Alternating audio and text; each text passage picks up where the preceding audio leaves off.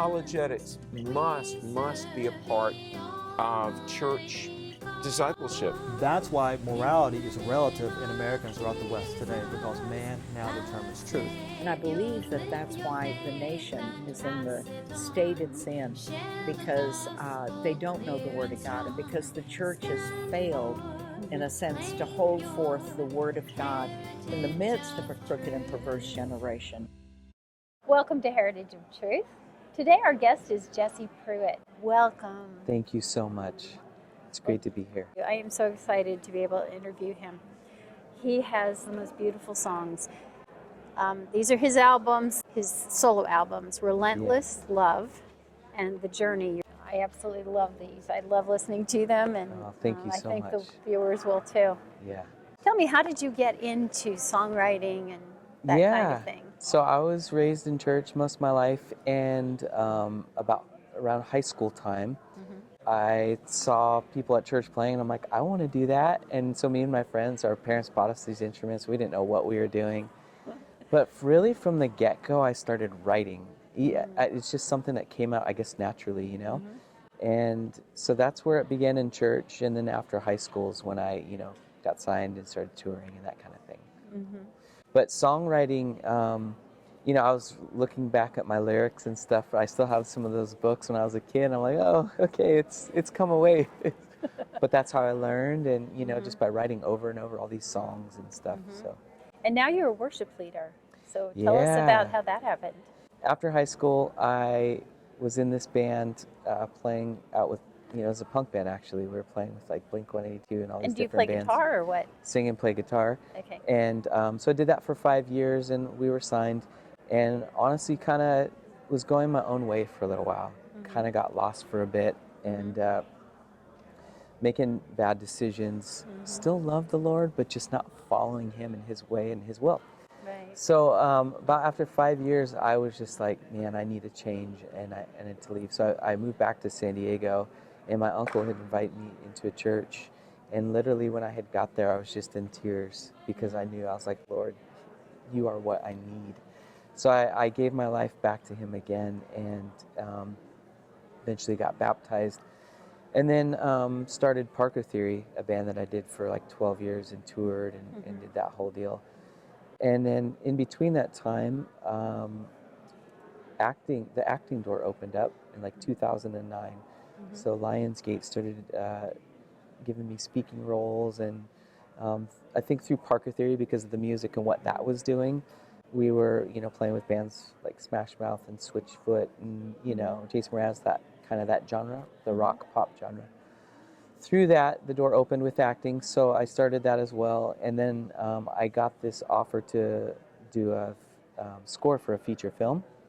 So I went to Lake Havasu and did that. And a friend of mine was there and said, hey, there's this church called Calvary Baptist Church that needs a worship leader. You should talk to our pastors. And my wife is from there, and we were both like, no, we're never moving to Lake Havasu City.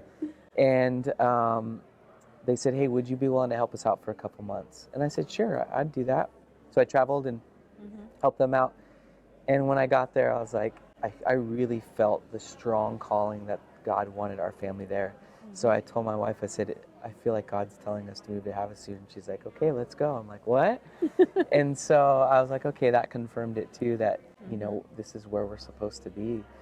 And that's where that really started. I had it in my heart to lead worship for a long time, but I think with all the other things, I just wasn't ready to step into that yet. And honestly, if there was a time that I was like, I don't know if I'm good enough, perfect enough to do this. And then once I stepped in, I'm like, oh Lord, you got it. And none of us are perfect.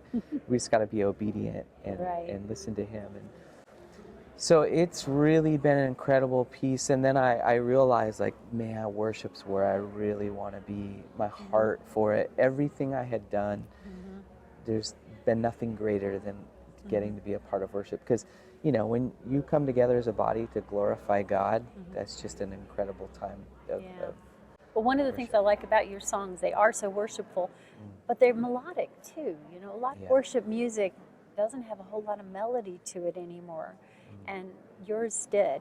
I enjoyed I enjoyed the music because it was interesting too. I really appreciate that Thank you. go to the trouble to make good music too. Yeah. To go along with the good lyrics. Yeah. Thank you. Yeah. Do you have children?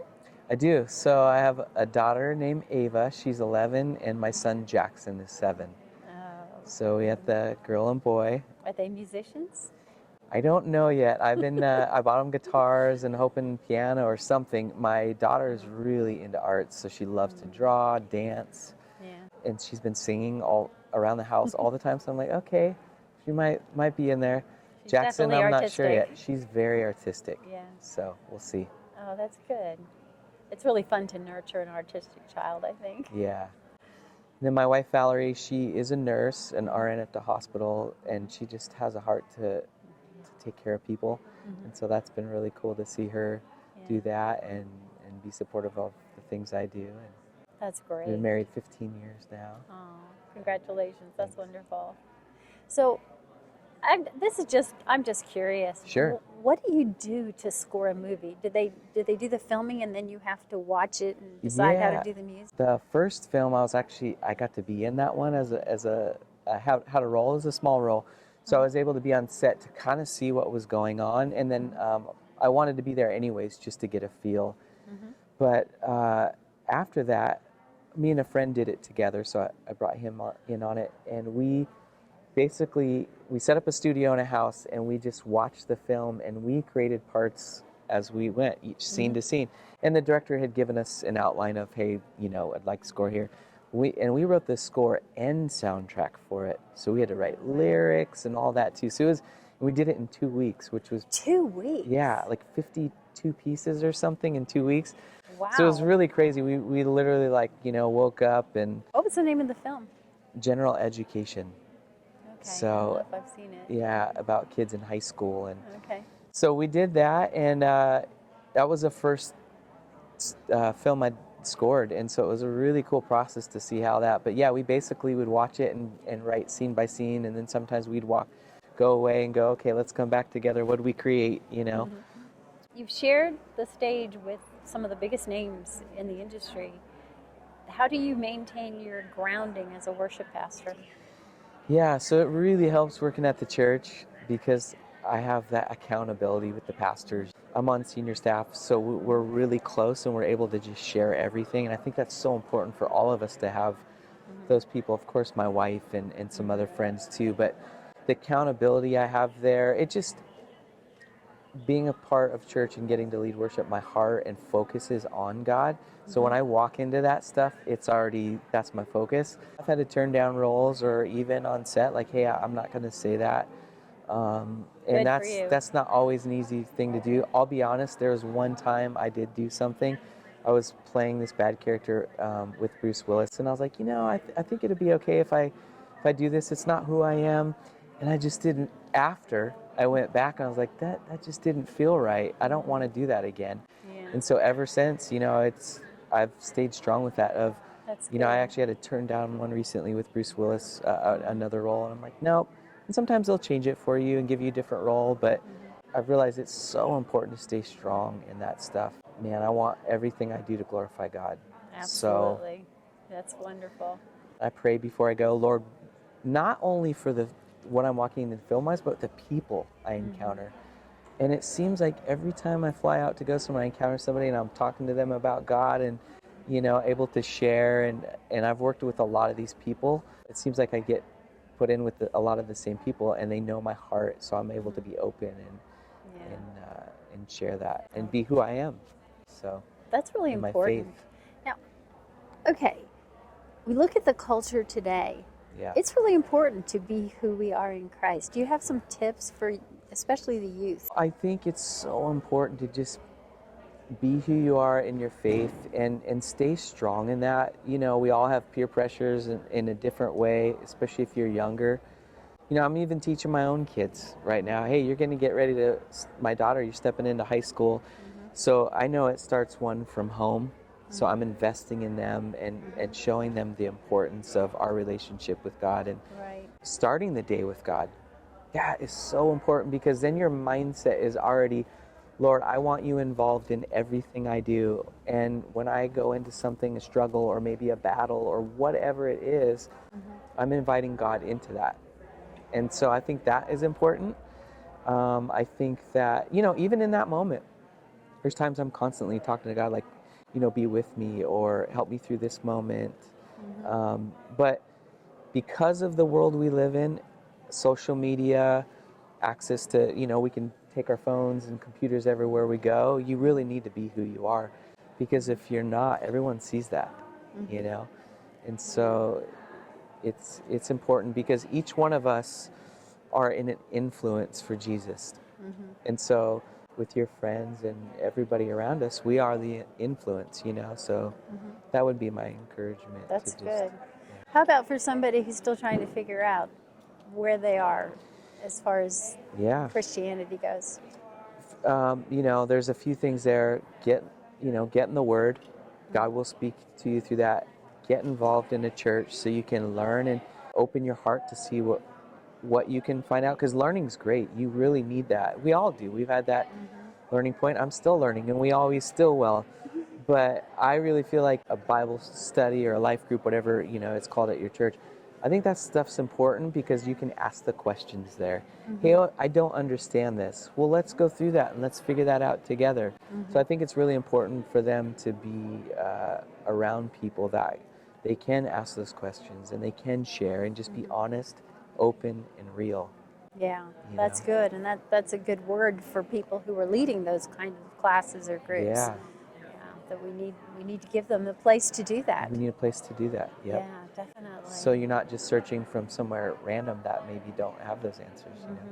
Tell us a little bit more about your new album, The Journey.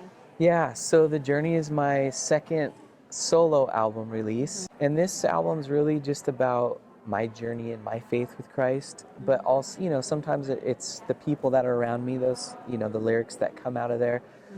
But it's really, at this point in my life, I just want to do everything I do. I just want it to glorify God. And so through these songs, it just, I talk about a lot of different stuff from, like you spoke is like you spoke and life began. And then it goes into, Jesus coming here. And then really me going, all I can do is praise you because I'm just so in awe of, his greatness. And then another song's called Even When. It talks about that one. Eve, I will praise you even in my weakness. And that one really just talks about, praising God no matter what is going on in our life.